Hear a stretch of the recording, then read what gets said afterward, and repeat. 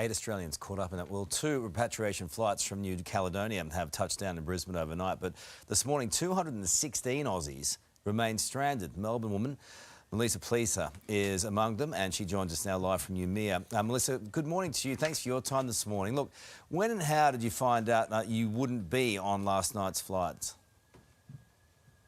Morning, Carl. We didn't actually receive any notification that we wouldn't be on those flights. We were basically told to stand by all day because we could be provided with 20 minutes notice to get on one of these flights. However, at about 9 p.m. last night, we received communication saying that the French authorities will now be coordinating the evacuation of all tourists that still remain within New Caledonia. So for us, I think that means that we don't know when we'll be able to get home. My understanding is there's thousands of tourists from all over the world still stranded here, and if we're now being included as part of that group, it could take days or weeks to get the rest of us home. You had some C-130s there, Australian C-130s there to get people out, and you weren't able to get on one of those flights. Was that a little frustrating? Yes, yeah. The information that was communicated to us was that they had 4 C-130s ready to go, which would have allowed probably every Australian stuck within the greater Noumea area to exit, but only 2 were approved to land. So anyone that wasn't able to get on those 2 are basically still stuck in limbo. All right, so the thing we're trying to get to the bottom of today is Australia's Minister to the Pacific has revealed those flights were only carrying 84 Australians. The rest were foreign internationals from Canada. Were you aware of that? We are seeing some information in the news today that suggests that there weren't just Australians on board, and that is frustrating. But, you know, they did communicate that people with special needs and the vulnerable would be prioritised for these flights, which I think is a good thing. But, I mean, we're still stuck here. We're in just as much danger today as we were yesterday. We just want to know when we'll get our opportunity to come home. I think that's right, and that's perfectly justifiable. But I would have thought, I get the priority of those who might be vulnerable, but if you've got 4 C-130s or you can send more in and get them out, I would have thought getting Australians out would have been the priority. Now you've got to wait. You don't know what's going to happen. You know what time you're going to get out of there, and you're going to have to rely on French authorities now. Yes, and we have been told to stay put within our hotels because we could get that call at any time. So it's another day in limbo. It's another day where people can't go out to get more supplies. It's really just a waiting game for us. How do you feel about everything? It definitely wasn't the holiday we were planning.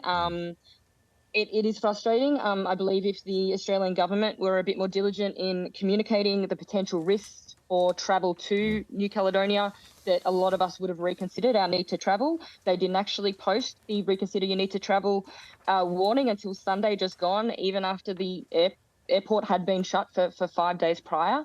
So that is really disappointing, and something that I'm hoping can be reviewed so that these processes can be improved in future. All right, let us know how you go, please. Thank you so much, Melissa. Appreciate it. Well, it was big hugs all around for Aussies repatriated from New Caledonia overnight. Families thankful to get their loved ones back from a nation that has been rocked by riots. Let's go to Today Queensland reporter Kendall Gilding. He was at Brisbane Airport for us this morning. Kendall, good morning again. More than 100 people were on the first flights. Good morning again, Carl. That's right. A huge relief for these Aussies, but also for their families to have them safe back on Australian soil after these 2 planes arrived last night. The repatriation flights were organised by the Royal Australian Air Force using C-130s. More than 100 people were on board, the majority Australians, but also people from Canada and America also. Now, 6 people have died since this civil unrest turned violent in the last week in New Caledonia. Here's what some of those travellers had to say, relieved to be escaping that violence. The people are really angry, and they've got a right to be, you know. I imagine that the Canucks. Expected that to have been your experience. No, but the government was really good. They were really good. The military were fantastic. I have friends that live there, so yeah, leaving them is difficult as well.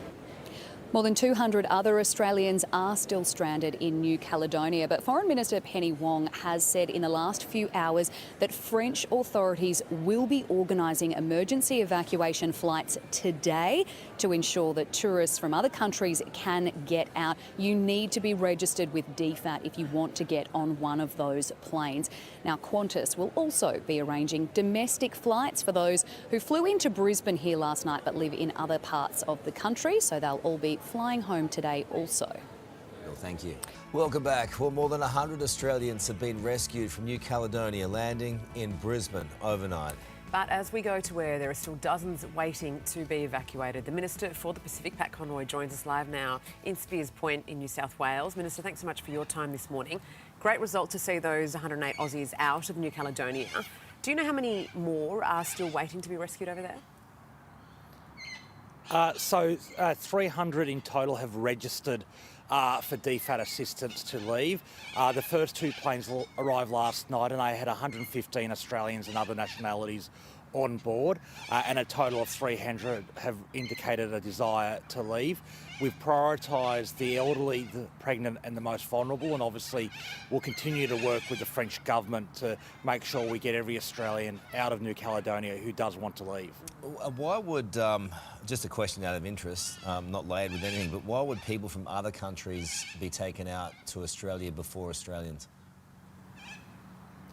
We have reciprocal arrangements with countries like Canada because when there's crises in other parts of the world, often Canadians organise flights and they include Australians as well. So of the 115 people on the flights, 84 were Australian and obviously 31 were other nationalities. This is a way we work with like-minded countries like Canada, Japan, because we all need a hand, and sometimes it's a long way from Australia and those countries come to our assistance. Can you understand why that might be a little frustrating for the Aussies who are very nervous over there? I completely understand, and obviously we prioritise the most vulnerable. 84 out of the 115 on the two flights were Australians.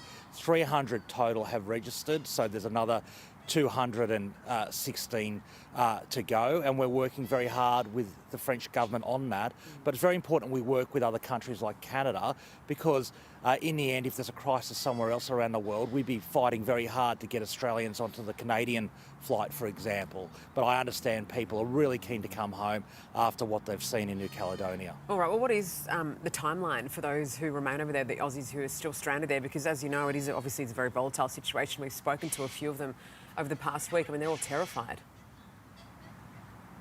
Yeah, so I'm advised that the French government is currently planning flights to Brisbane today using their resources. We obviously have plans developed and planes available should that not eventuate. But as I said, the French government are planning on organising and sending flights today, and we're working very hard to make sure as many Australians as possible are on those flights. Can you give us an indication, can you level with us? I know it's very difficult in world diplomacy, but how frustrating it's been. I mean, we could have just 3 hours away, we could have sent in a couple of planes and got them all out in a day. Well, we've made it very clear to the French government, and you've seen meetings between Penny Wong, our Foreign Minister, the New Zealand Foreign Minister, with the French Foreign Minister to work very hard on this situation. Obviously, until airports are opened, we can't land planes on sovereign French territory, but we are working very hard, and as I said, the first 84 Australians are home. All right, Pat, we'll wait for the others to arrive too. Thanks so much for joining us and updating us.